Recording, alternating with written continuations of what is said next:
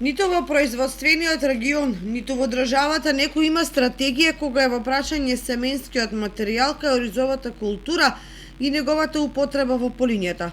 А без квалитетно семе нема квалитетен род, зголемени приноси и производство на поголеми количини храна, за што државата се залага.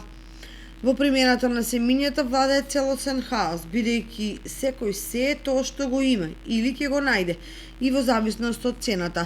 Најголем број земјоделци наместо репродукција на оригинални семиња во нивите фрлаат меркантил, односно арпа од ланската реколта. Таа може да се набави по цена од 30 до 40 денари за килограм. Увозните семиња се 4 пати поскапи и достигнуваат цена од 130 до 140 денари за килограм. Највеќе се употребува опале. Значи, ние првите класи се избегнуваат и нема ги, ама највеќе опале, нешто турски има малку, али тен малку, италијански глорија, нешто такви. Па цената тука не е од 35 до 38 се движи.